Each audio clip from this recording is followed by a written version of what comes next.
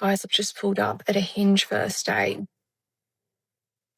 feel like I'm going on. Planning to combat the male loneliness epidemic with Aria, who was specifically made to be a girl.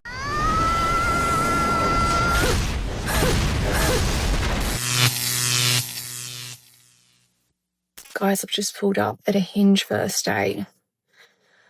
I feel like I'm going on a blind date because I literally am, because I've never met this person in real life, and they're actually not even on social media. So I pretty much am going on a blind date, and I just want to know, like, at what point does this start? Because this is like the worst thing ever.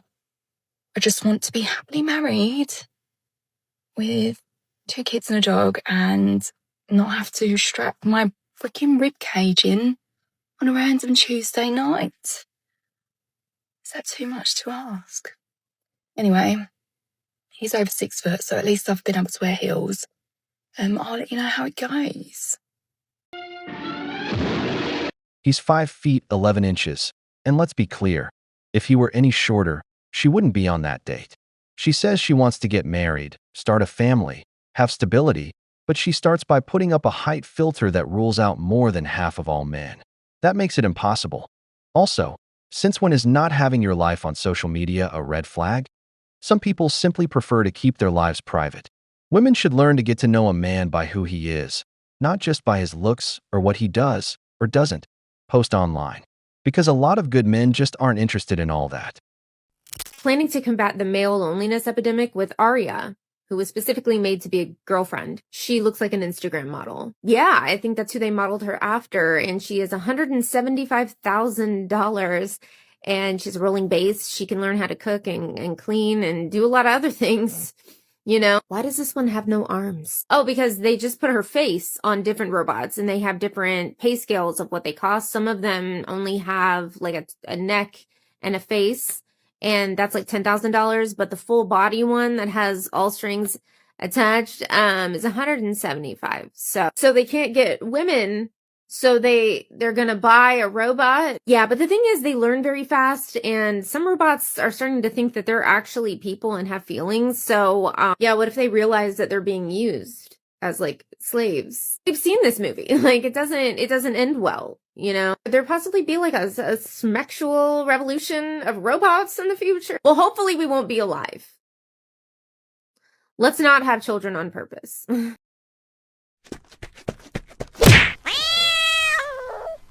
She feels threatened by a robot because now they're creating robots that can do everything around the house.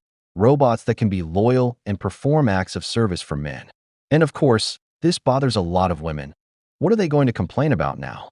They won't be able to say, I work and also do everything at home, because the robot will do it better. They won't be able to blame household stress for gaining weight or play the mental load card, because the robot will be the one doing the thinking. Brothers, when men realize they can have peace, companionship, and support without drama and without fighting, a lot of women are going to have to rethink their real value. Either they take care of their man, or a robot will take their place. Women. Dating in your 30s is so funny because no one has gotten to this point without having life beat the absolute shit out of them in like one of 2 ways. They either like had a marriage and family in their 20s and now they're post-divorce and floundering because they had a huge stunt in their like emotional social development because of getting married and having kids young. So they're out here approaching the dating pool as if they're in college, but they shouldn't really be dating because they're like flying headfirst into a delayed quarter life crisis. Or they've had like one really good kind of long-term relationship, usually around like 5 to 7 years. And it was the kind that gave them space for continued development and becoming a fully formed human being. But because of that, the end of the relationship is like something they'll never really get over because there's so much bonding that happened there. And most of these people are like sober after either having been to rehab or had like a health crisis, grappling with grief from having like that big 3 deaths that happened sometime in your life hit already, and or they've like been to prison and dove headfirst into some sort of like spiritual awakening, but they're actually going through like the shadow and the dark side and they haven't really fully recovered and come out the other side yet. And they're so distracted with this like questioning existentialism that they can't really like form a good relationship, and they're more so dating because they're just kind of like trying to find a best friend that they also want to smash and like do life with. But like romance usually isn't a huge thing for them. Stop it. Get some help. When someone hits 30 and is still single, it's not a coincidence. Usually, there are two paths. Either they're coming out of a long-term relationship that didn't work, or they spent their years focused on work, putting everything else on hold. But in the case of many women, the story is different. They spent their best years with the Chads, those guys who offer nothing serious, just momentary fun, and in the end, toss them aside. If they're lucky, they don't come out of it with a pregnancy. And that's when the shift happens. They go from chasing excitement to looking for a beta provider. That man who can give them stability, a ring, and financial security. Meanwhile, men in their 20s are usually building their path, working, grinding, setting up their lives. Very few are out partying with women, except for the Chads that life handed a privileged hand. That's why, by the time 30 hits, the difference is clear. They're carrying heavy baggage, while men are looking for a younger woman to start a family with. 80% have been wrong. 6 foot tall, 6 zeros. 6 Johnson. 99.5% of women go for 0.5% of men. Others have no chance. None move from U.S. passport boys rule. So this is, he's referencing divorce and how women initiate divorce because men have no shot, basically, of making women happy. Here's the thing. I know men who are 6 foot tall, make 6 figures, have Peters that are more than 6 inches, and they're getting divorced. So what is it? If it isn't the fact that he's 6 foot tall, makes 6 figures, and has 6 inches in his jeans, maybe women actually do require more than that. See, it's a difficult thing for many men to comprehend because all that men require is a pretty woman who is quiet and subservient. All they care about is how it looks and what they can do. Services, transactions. Men don't require, some men, not all men, they don't require emotional connection, loyalty, respect. Well, I mean, they require the kind of respect where she's submissive and quiet and defers to him. But they don't need that equity in a relationship. They need the power. They need deference. They need worship. And they think that the only way you get worship is if you have those figures. And guess what? Having those figures may get your foot in the door, but it won't keep you from getting kicked out the door. It takes a lot more than the physical and material attributes to keep women in a marriage. No, God! No, God, please, no! No! No! No! There's no denying that most men who have the infamous 666 of the apocalypse, 6 feet tall, 6-figure income, and a six-pack, the 666 from hell, have more advantages with women. No one's arguing that. But what she tries to sell is that what really matters are the emotions a man brings. So I ask, why do so many women leave a man even when they have everything? Out of boredom, on a whim? And still, the blame always falls on the man. That's the problem. Today, many women don't take responsibility for their own happiness. They sell the idea that marriage exists solely to make them happy. And when that doesn't happen, they blame the man. She says men just want submissive women. Not true. What a man really wants is simple, a kind, feminine partner who would be a good mother. It's not asking for much. But nowadays, to keep a woman satisfied, a man has to be a provider, a leader, a protector, and on top of that, her personal therapist. And still, it's never enough. Because what no one says out loud is that, deep down, they never take responsibility themselves. The funniest part about this whole Harry situation, for me personally, is watching Republican men absolutely crash out at the realization that liberal men get women and they do not. Here they thought this was like a universal problem, which explains their whole childish outburst at the whole thing, right? They're having to realize that Harry not only can have one woman be interested in him, right? But he can actually have multiple. And the fact that it's news for y'all, I just thought that was called being in our 20s. I thought we all had like some kind of roster in our 20s. Like the fact that that is literal groundbreaking front page news for y'all is such a tell. And it's humiliating. It's so humiliating for everyone involved. And I love seeing the Republicans who are equally like embarrassed being like, hey guys, like it's really not that big of a deal, because all y'all are telling us is like, yeah, no, we don't get girls. And y'all thought that was a universal problem. And we've tried to tell y'all that's a you problem, babe. It's a skills issue. It's not a supply issue. It's a skills issue. It's a personality and ethics and morals issue. Y'all are weird. Cocaine is a hell of a drug. Most men, whether we like it or not, align more with conservative and monogamous values. They want to build a family, lead it, and create financial stability for their own. That's the issue. Many women say they want liberal and modern men, but then go out with guys who have them, and 5 others, on the side, and end up frustrated, later looking for a conservative man. Someone who actually wants commitment, who thinks about a home, kids, and long-term stability. That's why so many Democrat women struggle with dating. The men in their own political circle don't want the same things. Meanwhile, conservative men, in general, tend to be more faithful, more devoted to family, to their faith, and to a stable life. And many women, even liberal Democrats, want a traditional family and a man who's only hers. They've just been brainwashed into thinking that one party takes away their rights and the other doesn't.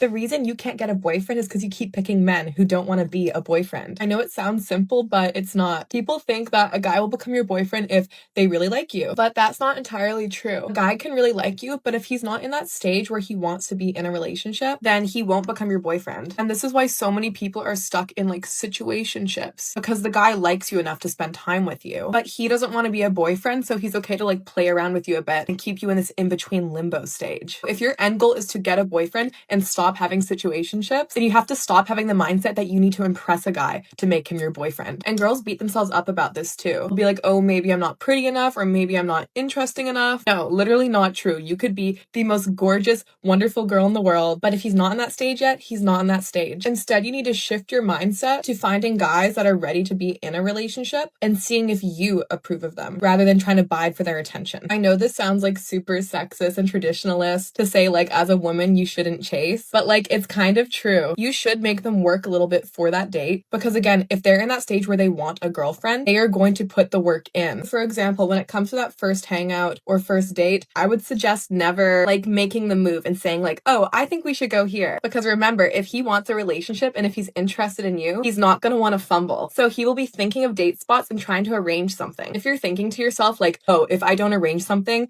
then maybe he's going to forget. But again, that's the point. We're trying to keep the standards high so that you weed out the guys who don't actually want to be in a relationship. If you just let them get away with the bare minimum, even below the bare minimum, that's how you end up with guys that are going to put you in a situationship. If he's putting such little effort in that you're having to choose the date spots and make all the plans from the very beginning, then he's not a guy that's ready for a relationship. Another key thing to look out for is consistency. If you find that he's texting you a lot some nights, but then not texting you a lot other nights, he's probably not texting you because he's interested in you. It's probably just because you're providing him with entertainment for right now. So again, if a guy is being inconsistent, he might be looking for fun and for entertainment, but he's probably not looking to be a boyfriend. Okay, last advice, and this is important, so listen to me when I say this. If he shows any signs of hesitation, you walk. So if he says something like, I really like you, but I'm just so busy right now, like I'm not sure, I've got a lot going on, blah, blah, blah, blah, blah, blah. You say, well, it was nice spending time with you, and then you move on. Because if you don't, he's going to keep you in a limbo where he gets the benefits of having a girlfriend without the actual commitments of having a girlfriend. Also, if you choose to walk instead of letting him figure things out, a lot of times he'll realize how much better it is to have you in his life, and that's when he'll decide to actually commit. But if you let him play around with you for a few months and never get like a sure answer on whether or not he's going to be ready for a relationship, he's probably never going to be ready for that relationship. And hey, don't shoot the messenger. This is just what I have observed. Obviously, everyone's situation is different, but I'm just trying to help people avoid the painfulness of situationships. Okay, guys, that's all. Bye!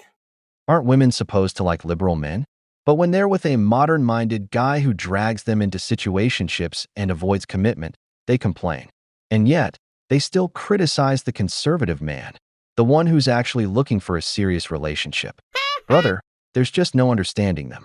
The good thing is, there's something for everyone, a universal wall. Because no matter what they think, if you hit 30 and you're still single, the wall will be waiting. And remember, the wall doesn't forgive. Here are 3 things I used to chase and 3 things I now want. Number 1, I used to chase climbing the corporate ladder.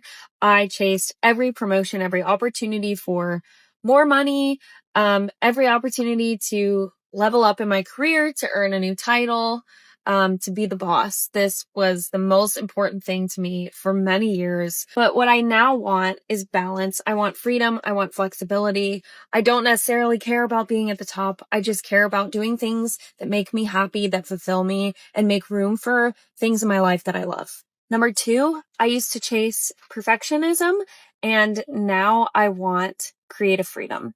I used to think that it had to work out exactly how I planned. Now I want creative freedom. I want time. I want energy back, and I want to devote it to my innate creativity as a female, to the things that I love doing, things that I want to do one day, like be a mom, author books, also work, start a new business. And number 3, I used to chase approval from others, and now I want peace. I have looked everywhere for validation, recognition, acknowledgement, and acceptance in the world, except for myself. I looked for it in relationships with men, in friendships, at work. Instead, I just want inner peace. I want to know that I am doing things in alignment with my purpose, that I'm doing things in alignment with the things that I actually want. I want to know that my energy and my efforts and my time is going towards things that bring me joy, that bring me fulfillment, and that's it.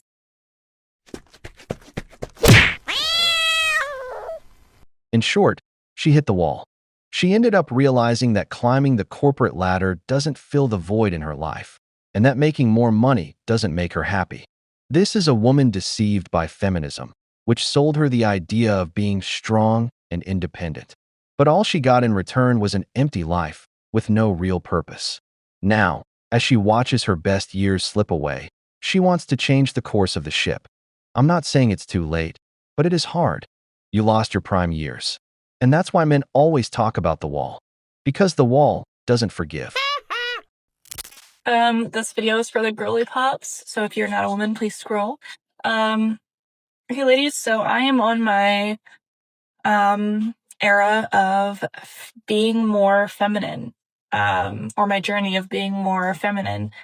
I have been single for a very long time and almost masculine in a way for a very long time because, like, from my childhood to now, I've had to be so overly independent, and I've had to do so much in my life to, like, get to where I am today, and I've had to work very hard, so I've been, like, more masculine probably than I should have been living my life. So I am starting my journey to be more feminine, and that for me means not wearing sweats and hoodies every day. I'm going to try to wear more feminine clothing, like dresses and things, because I will literally put on a dress and I don't feel pretty in it.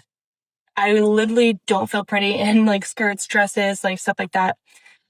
And I think that's a problem. Like, I should be able to feel pretty in those things, and not feel like I just look like a man in a dress. And that's, again, just how I'm perceiving myself because I've had to be so masculine for so long to just survive and to get to where I am.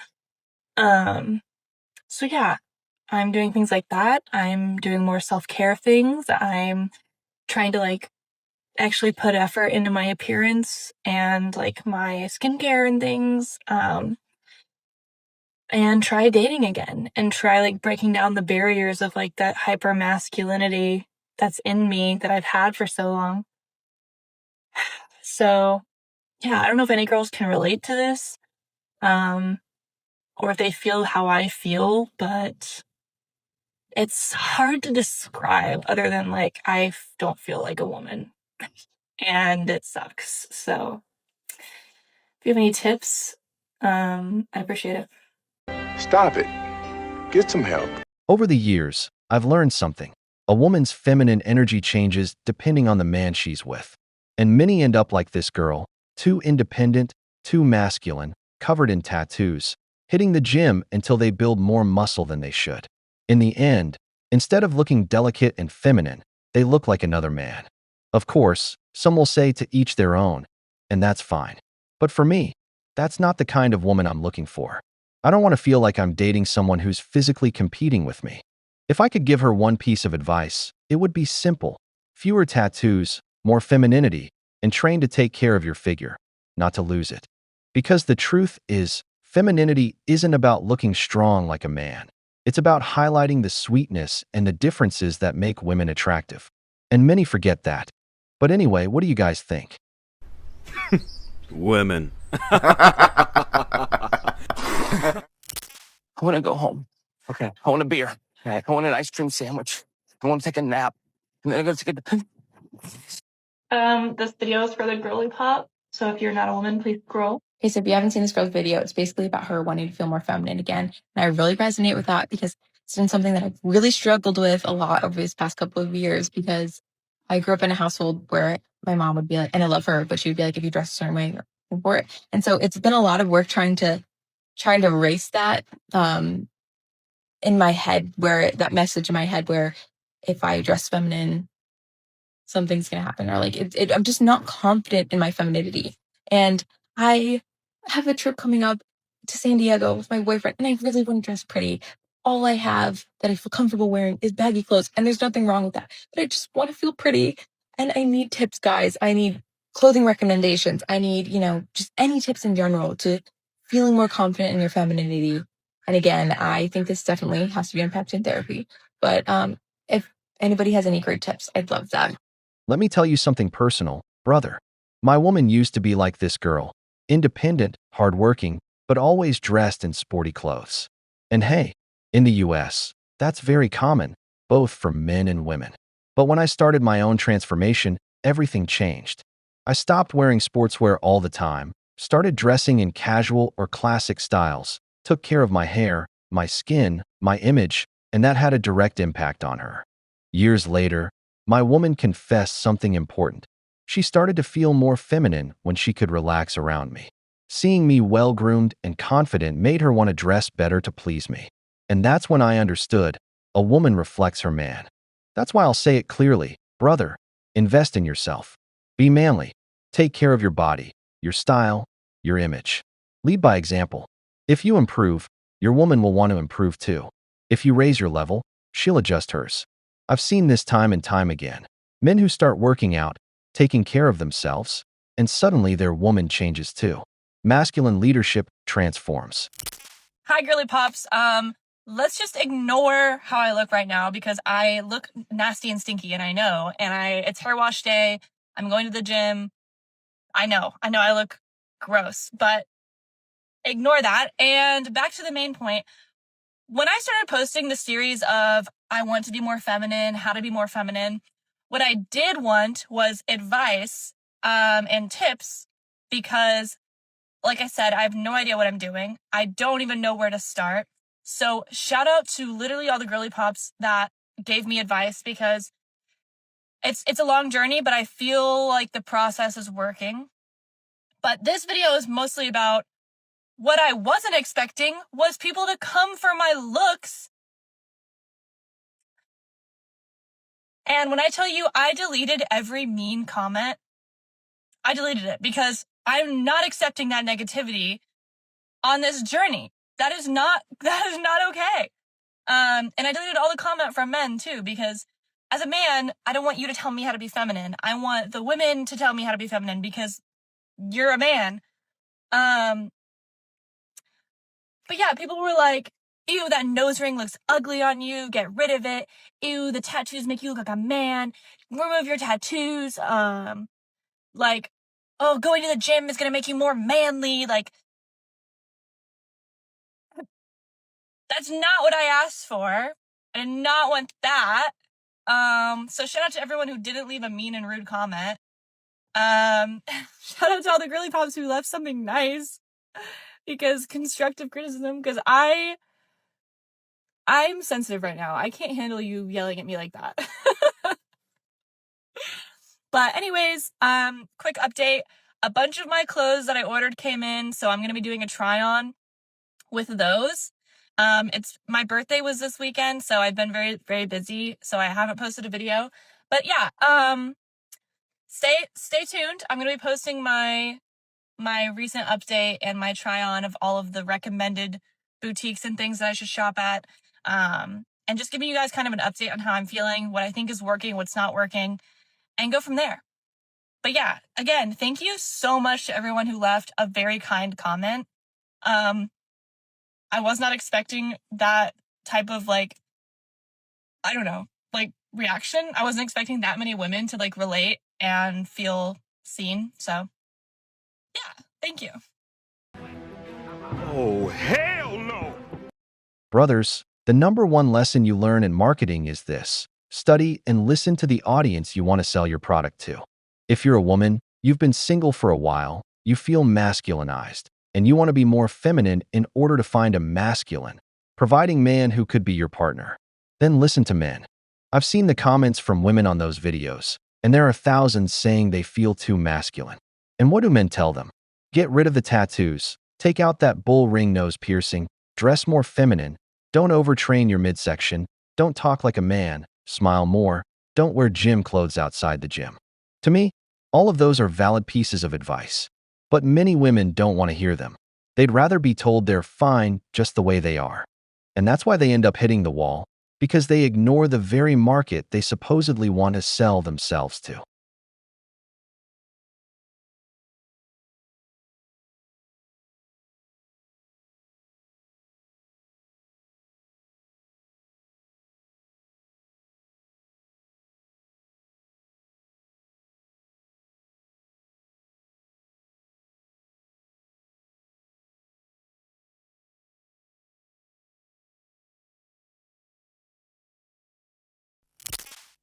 This video is for the girly pops, so if you're not a woman, please scroll. First of all, I want to say, wow, I was not expecting so many women to relate to how I was feeling and what I was going through, and I worded it terribly. So for my point to still come across, it makes me feel good knowing that I'm not the only one who feels this way. And I am going to be documenting my journey. I'm going to be doing this series of my journey to embracing my femininity and being a woman and being a girly pop, because yeah, taking on this hyper masculine role no longer serves me in a positive way, and it's starting to, I think, do more damage to myself than what I'm wanting. I don't want to be one of the boys anymore. I don't want to be so overly independent and shut men out. All of these things. I know that doing these things doesn't make you masculine, but for me, it's all of these things combined contributes to me feeling this way.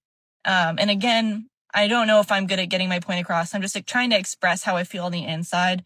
And I'm not an educated person by any means. So I apologize if I'm not saying things correctly, but yeah, I want to be a girly pop again. It's the only way that I can basically word it. And so my first step is I'm going to be doing research and, trying to take notes from other women who have already gone through this journey. Thank you everybody who commented and suggested all of these YouTube channels and all of these other women to watch their content and learn from it. I will be doing that. And then, today I did a simple step. I got up and I did a full skincare routine and I curled my hair, which for me is even so different because I normally just get out of bed, put my hair in pigtails and go to the gym. And so to do that, I do feel a little better today. Maybe it's just because I put effort into my appearance that I feel better. But anyways, yeah. So I'm excited to go on this journey, and thank you to anybody who wants to follow along. I appreciate it. We'll see where this takes me. I'm excited to be a girly pop again. What's beautiful about this video is that more and more, we're seeing women slowly waking up, realizing that feminism lied to them. They're starting to understand that being independent isn't attractive to men. They're realizing that men don't care how much money you make or what position you hold. They're seeing that if you masculinize yourself, you're only hurting yourself, because men will stop being interested and start ignoring you. They'll see you as just another guy, a gym bro, and they won't court you because no one wants to be with another man. She's starting to get it. And even more so as she gets closer to 30 and starts to feel the wall approaching. Because, brothers, once again, the wall doesn't forgive. Men are naturally supposed to submit to women. Period. Point. Men like hierarchy. That's why they're in the military. That's why they like boy groups, etc., etc. Okay? If you're not his boss, he assumes the boss position. That cannot be. That means you need to tap into your dark feminine. How do you tap into your dark feminine? You know damn well that you're the boss and nobody's above you ever under any circumstance. A man has come out of a woman and will always want to go back inside a woman. So you're always in charge, meaning that he always submits to you. He follows your lead if he wants back in. Do you understand? You can end lineages. That's your power. So fucking sit in it and stop fucking pretending that you're a little girl who doesn't have it. I'm tired of your shit. I'm gonna call you out. Get it together, ladies. You do not, under any circumstances, go under him. You never ever submit. Period. Point blank. Do you understand? If you do that, it's going to be very hard to get out of that position when you're not in your powers. You give out commands, okay? When he comes to you, your energy needs to speak that you are the boss. The way that your energy speaks is when that man comes up to you, is he asking how to serve you? Is he asking, what is it that I can do for you? How can I help you? How can I assist you? That means you're leading. That means you're in the right space. That means you are in your right? If you're not, then you're the one that's asking him what you can do for him. That is not how it goes.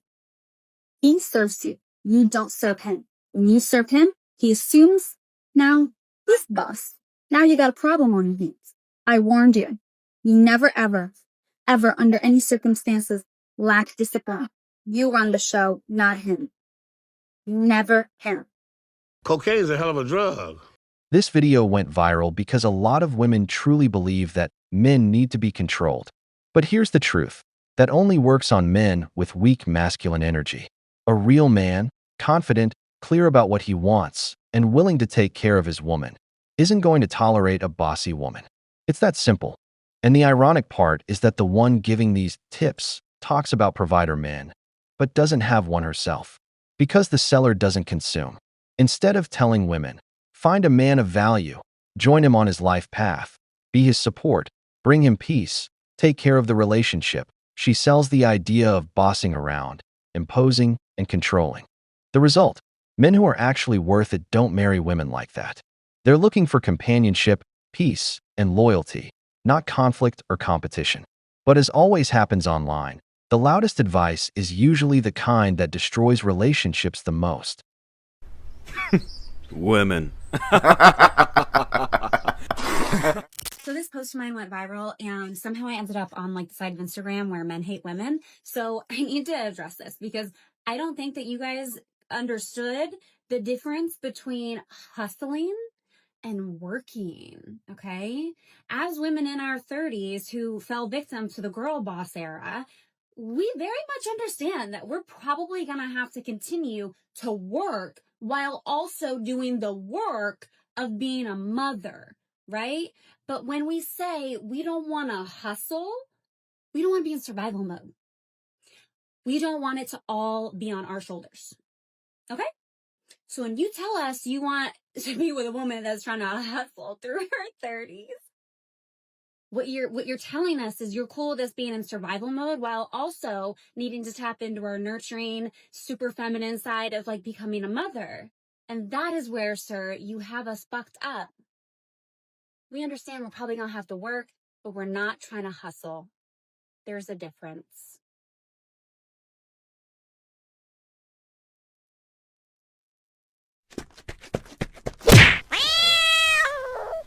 If you like him more than he likes you, just stop. You're wasting your time. I'm sorry to say, but if you're asking your mom, your best friend, your coworkers on a daily basis about a situation between you guys and what their opinion is on it, or if they think that he likes you or not, then it's definitely a no. He maybe likes you enough, but he does not like you that much. I'm sorry, because you won't even have to be asking those questions if he really liked you. My mom always taught me to go for the guy who's like obsessed with you, really likes you more than you like him in the beginning, because you as a woman will be able to grow to like him and love him just as much by how he treats you. But if you go for the guy that you are obsessed with and really like in the beginning and you kind of hold on a pedestal, he will only love you on his terms. Misery loves company. A 30-year-old woman who's clearly running out of time is now talking about connecting with her feminine energy. Don't you think it's a little late for that? She's been brainwashed. That whole idea of finding a man who loves you more than you love him sounds like the same old story. Chasing a beta provider, a man you only like because he gives you financial security and spoils you. But how do those relationships usually end after a few years? In divorce. Because you never truly liked the man, you just liked what he could offer. Most women who do this end up leaving the relationship and ruining a good man. Because they don't truly love him, but they also don't want him to end up with someone who actually could. That's how selfish they are, brothers. A man who submits to you is a man who actually respects you, a man who honors you. It's a simple energetic vow. It's saying, I see your power. I recognize you. I'm in your court. I want to be with you. I want you to nurture me, to invest in me, to support me in an emotional and energetic way. And I know I can get it somewhere else, but I respect you. Nonetheless, it's always an energetic vow to the feminine. Pay attention to how men treat women. It's very important. So when he submits to you, he's saying, I follow your lead in that you're the one that has the vision and I'm the one that executes on it. Anytime you let a man actually hold the vision, he's not going to lead you anywhere. He's not going to lead you anywhere. His ability to lead is his ability to execute efficiently and in a detailed manner. That's what makes him a healthy masculine. That's what makes him dependable. That's what makes him a provider. And that's what makes him a secure man to be with. His ability to go out there and get shit done and dominate out there. He doesn't dominate you. He dominates out there. He dominates in the world. And he comes to you and serves you and says, I was motivated to go out there and get shit done on your behalf. On your behalf, in your honor. I bring you offerings. Okay? His ability to take your wants and turn them into real things in the world. He materializes your visions. Okay? You say, I want to go on a vacation. He says, okay. And he goes and executes on that. And he brings you different options. And then he goes and plans it. And he goes and pays for it. And he goes and takes you there. Do you understand? Any man who does not want to show you a sense of devotion, a sense of respect by submitting to you first so that he can rise and look at you and say, I am your equal, divine counterpart, is not a man worthy of your attention because he doesn't respect nature. He doesn't respect his own mother. And most importantly, he will never respect you. Never ever go with a man's program. Again, never ever go with a man's program. You will regret it. You will regret it. They do not lead that way. You need to give them tasks. You tell them what it is that you want. Oh, hell no! When I hear speeches like this, it's clear to me. It's no longer about equality. It's about dominating men. What she's describing isn't a relationship, it's slavery. A man who jumps when she says so, with no autonomy, no voice, basically, a simp willing to fulfill her every whim. And the most ironic part is that even when she finds men like that, she never respects them. On the contrary, she ends up cheating on them with the ones who actually push back, the ones who set boundaries, who tell it like it is. Those are the men she gets obsessed with.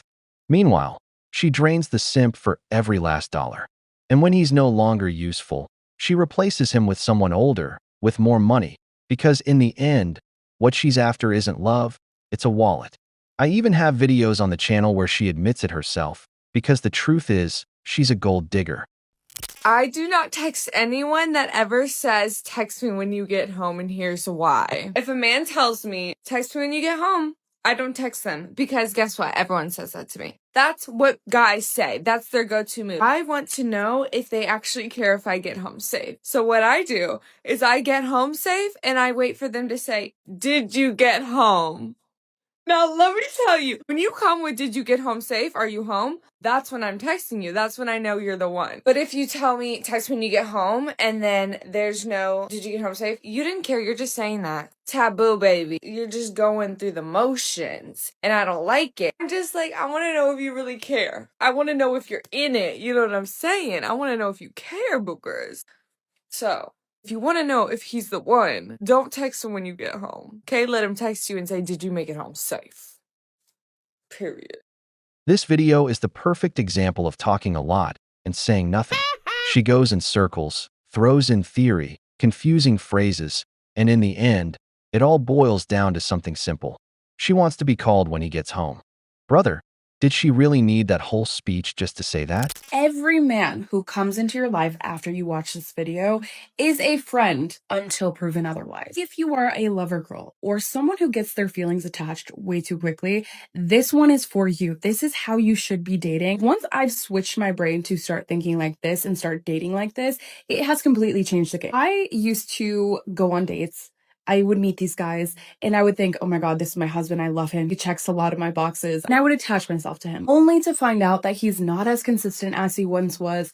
All of the things that he was telling me was really just putting on a front. He didn't want the same things as me. We weren't aligned in our values. And then I would get disappointed and like, oh gosh, when am I ever going to find the one? Date to meet people, date to see if you can even be friends with people. That's how you should be dating. It's no longer, does this man check all my boxes? Is he fit to be my husband? It's, can I even be friends with him? Can we even vibe together? Can we hang out and have a good time together? That's really what a relationship should be, is can you even hang out with this person and enjoy your time with them on top of all of the benefits that a relationship comes with? It shouldn't just be all the benefits that a relationship comes with, but then you end up hating them years down the line because they never really fit into your life. You just force them to fit into your life. So many people are in relationships like that, by the way. So many people choose their partners based on attraction that they felt in the beginning for whatever reason, but then they found out years down the line that they actually ended up hating that person. So now instead of attaching myself and catching feelings for these guys really early on, I keep them in the friend box until they've hit these 3 things. Number 1, I actually enjoy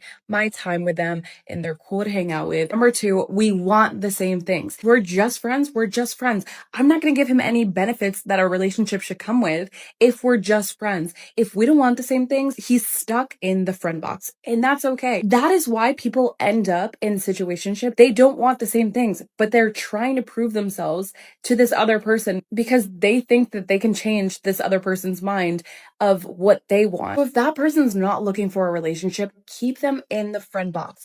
Don't give them the benefits of a relationship if that's not what they're looking for. Number 3, our values align. If our values don't align, this is not a long-term thing. Even if we both want a relationship, but our values don't align, he's just a friend. He's just a friend, and he does not get the benefits either.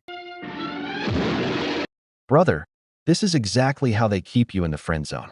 They put you on the good friend list while they keep collecting Pokemon until their Chad shows up.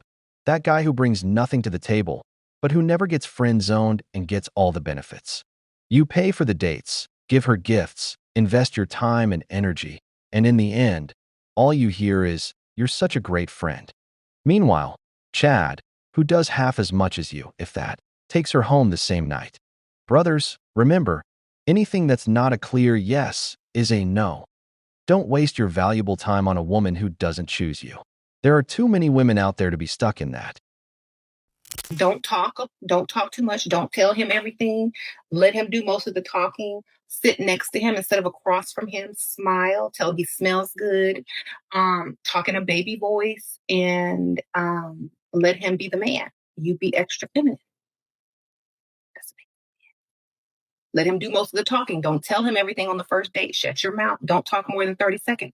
Let him do all the talking, gather all that information so you know how to get money out of him. Like ask him about childhood pets, ask him where he grew up, ask him all this kind of crap. So if you ever need some money, all of a sudden, if he's an animal lover, your dog needs a major operation. And now you know he's an animal lover, he's going to give you the dog operation money, even though you don't have a dog or nothing is wrong with your dog. You could get money out of an animal lover if your dog might die. Okay. Listen for the keywords, listen for the childhood things, listen to what he's really passionate about, and you use those things to get what you want. Okay. Pay attention, make mental notes, stop talking, let him talk. Change the subject every time he puts it on you. It's like, oh, you'll find out later, baby. You know, I can't wait. And if he becomes over sexual, take the sexual power back. It's like, oh no, not yet. Not yet. We haven't gotten to that part yet. I really love hearing about you. I want to get to know you on a deeper level before we become, and you may never get there, but he has hope. Okay. So that's what you got to do there. Ha ha ha. Fuck up, you crazy bitch whore! I have to admit it. This woman is a clever gold digger. What she says makes sense because most men fall for it. Why? Because we men like to talk. And in a time when people are obsessed with themselves, all it takes is for someone to listen and they start feeling comfortable. That's the bait she uses. The trick is, she lets you talk, takes mental notes, picks up on what matters to you, and then uses it to get money out of you through your emotions. That's pure manipulation. Brothers, watching videos like this really helps you understand when a woman is playing you. There's a reason silence and mystery give you the upper hand, because the one who talks the most is the one who reveals the most. Watch out for that.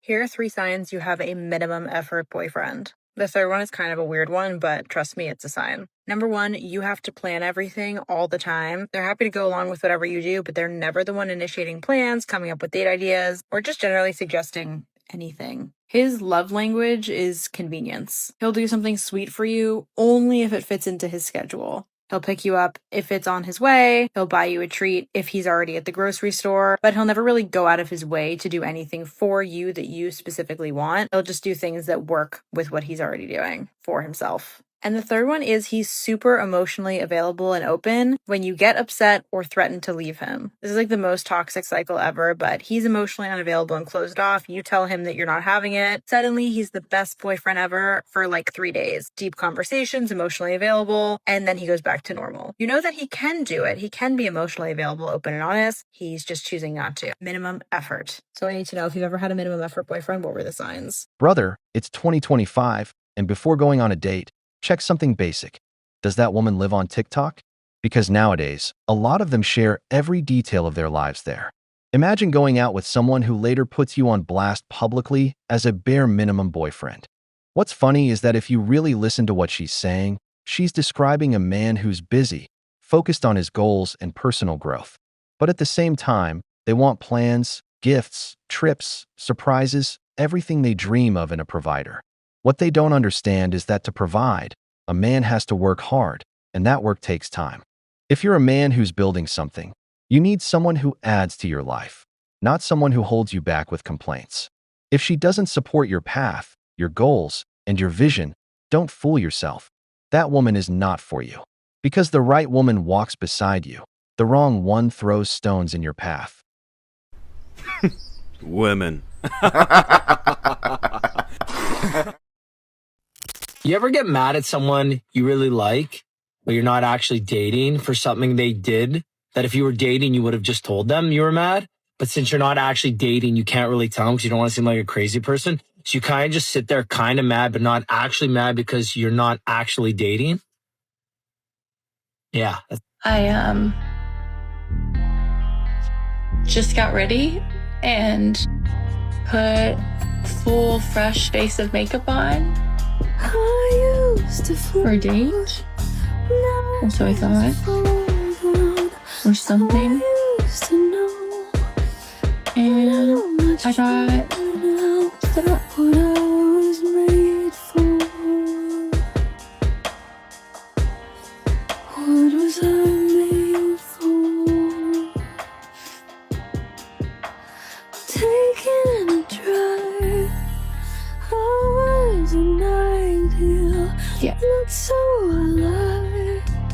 Oh, boo-hoo! Let me play a sad song for you on the world's smallest violin. I won't deny that getting stood up hurts. If he did it on purpose and without any excuse, then yeah, it really stings. Oh well, better luck next time. Maybe the next guy you go out with will be more decent. As for the guy who says he's angry, I don't know if he has something going on with her, or if he's just trying to win her over, or if he's the typical friend zone case. I'll just say this. The one who shows too much hunger doesn't eat. And you can't be mad at someone who has nothing going on with you, because they don't owe you anything. Man up and deal with your feelings like a man.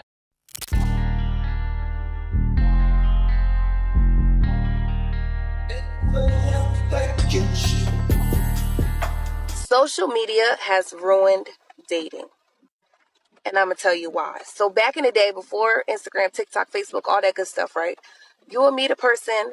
You obviously find them physically attractive, right? You want to get to know them more. You exchange numbers, blah, blah, blah.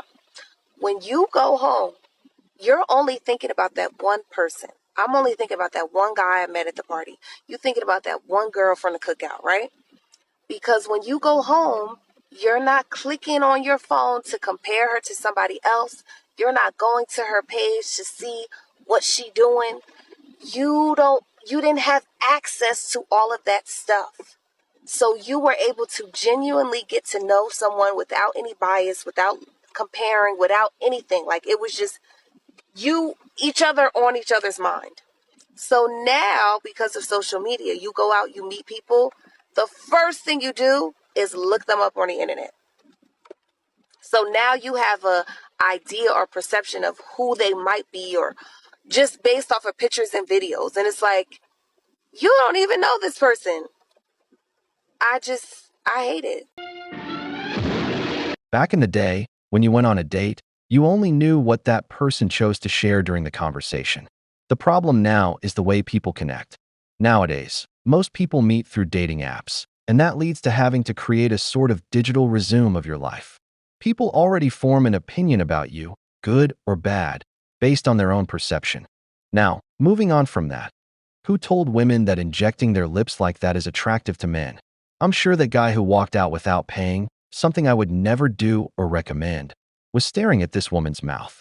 Because honestly, they look like a duck. I don't know who made this a trend, but it's awful. Even worse than the infamous cow ring. Women. All right, tattoo removal update. So for those that are aware or not aware, I'm getting a lot of my tattoos removed. The reason being, I started getting a lot of them without really having a cohesive plan for them. My sleeve is a different story, my leg is a different story, my back is a different story, but like my torso and my right arm and my chest were kind of just ones I threw together because I wanted to feel something. And now that I'm older, I would like them to look more cohesive. So the plan is to remove the ones I don't like, and then in the future have a better plan, because I love my leg sleeve, which is what I prefer as traditional. And I would love to have like an arm of traditional. So I'm removing all the ones that I'm not really in love with anymore. And in terms of pain, I don't feel like it hurts that bad. I think what hurts the most and is the most uncomfortable is the healing process right after you get it done. For the first hour after getting it done, you're just swollen. It feels like a really bad sunburn. You can't really touch anything. It's just uncomfortable. And then this one, I don't know if you can tell, this one did blister. It's my only color tattoo that I'm getting removed. And so I think maybe that has something to do with why it blistered, because my other ones don't blister. This is the only one that blisters after I get it done. But again, it's not like it's blistered right now, but it's not like I can touch it. It's not painful. It's just looks kind of gross. But I have removed, or am in the process of finishing removing. This used to be a rose. I have maybe one more session on it before it's completely gone. This I had a session on yesterday for touch-ups. It's almost completely gone. It was script font. And again, I started removing these maybe 2 years ago. And as I get them almost completely removed, I'll start removing new ones. So this one used to be cherries. It's almost completely gone. Again, removing the Frida. I'm removing this rose. It's almost completely gone. This one almost completely gone. And then this eye has been taking longer than a lot of my other ones, just because it was so bold and deep into my skin and scarred that it's going to be a little bit longer to remove. I go to Removery. I love them. I think they're amazing. They ice them first, to kind of numb them, and then they start working on you. So it's not as painful, I think, compared to other places. Other places use different lasers than Removery, and I feel like I would not want to use them. I only trust Removery just because other people's experiences seem to be way more painful and traumatic than I have experienced with Removery. So I trust them, and I will continue working with them. I know a lot of people ask, like, can you use numbing cream? And there's some people get numbing injections. I personally don't think that I don't think it's worth it. With numbing cream, the laser goes deeper than the numbing cream will numb. So you're still going to feel pain, and you're just making yourself more uncomfortable after as the numbing cream wears off. With the numbing injections, you're just adding on all this extra time and discomfort getting these injections for a laser tattoo removal that will last maybe 3 minutes. So I feel like you could just full force go for it. I'm going to just suck it up and get it removed, than just all the other extra work. But that's just my personal opinion. That's why I don't use numbing cream, because it's not that bad depending on the area. It just feels like someone's snapping you with a rubber band. And again, like the arm and the leg and the chest, I feel like don't hurt that bad. My torso, it does hurt a little bit more, but it's not like I wouldn't waste all the extra time getting numbing cream or injections. And so yeah, that is my tattoo removal update. Highly recommend Removery again.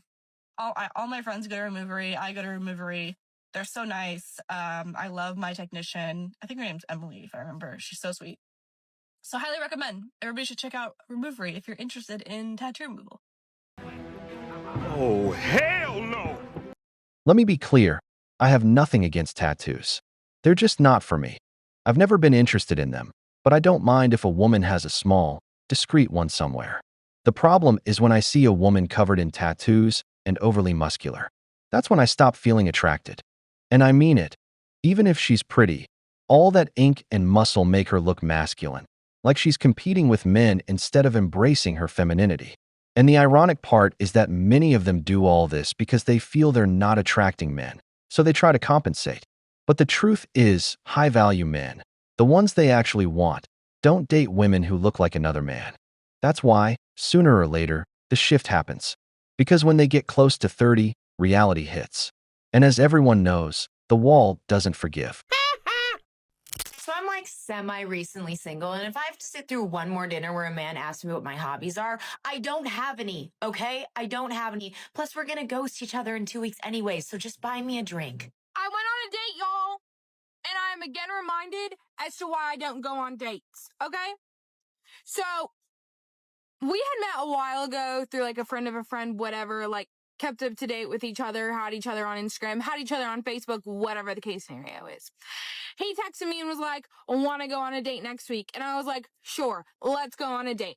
He was like, let me pick you up, be ready by 6 o'clock, and be in something nice. And I was like, holy crap, you are a gentleman. This is what I've been looking for in this freaking generation full of scoozies.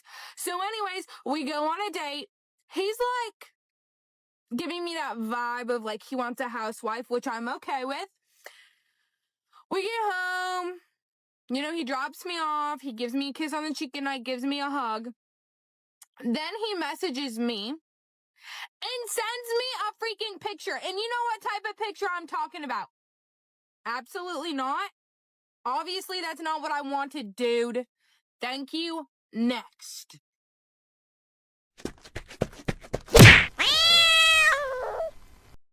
The dilemmas of 30-year-old women never fail.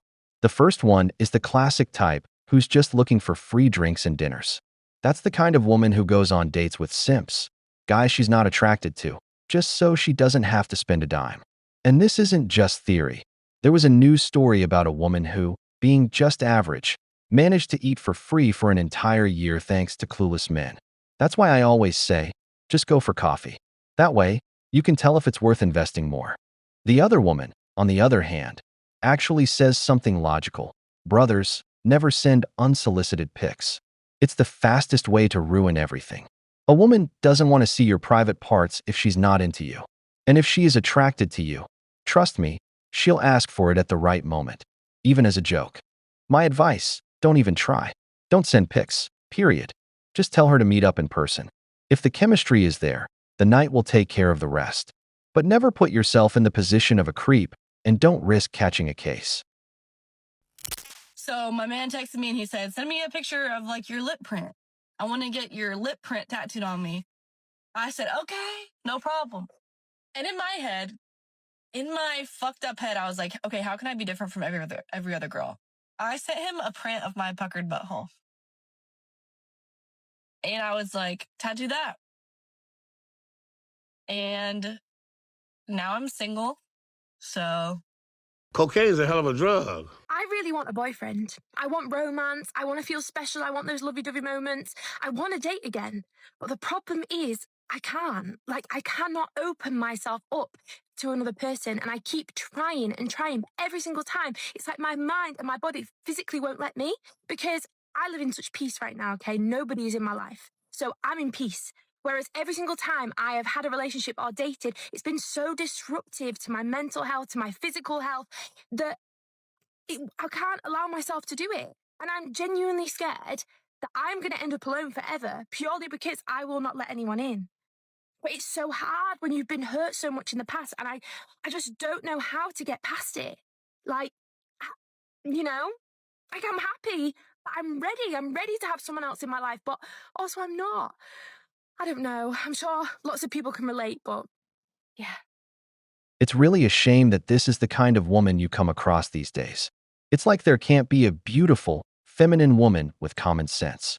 They're either superficial or dealing with psychological issues. Then they blame men for not understanding them emotionally. But if they themselves are a mess, what do they expect? As for the other woman, the one who says she wants someone in her life, her problem is that she's been so independent for so long that she no longer knows how to let go of control. She doesn't allow a man to come into her life to lead or guide her. She's so used to making all the decisions and doing everything on her own that being vulnerable feels unthinkable. Classic case of a woman who's climbed the corporate ladder.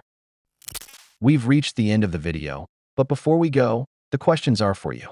Why do you think the man walked out without paying for the date? What's your opinion on tattoos on women? Do you find them attractive or not? If you enjoyed the video, make sure to give it a thumbs up, subscribe to the channel, and hit the notification bell. Your support means the world to us and motivates us to create more content. Stay tuned for the next exciting video from the wall.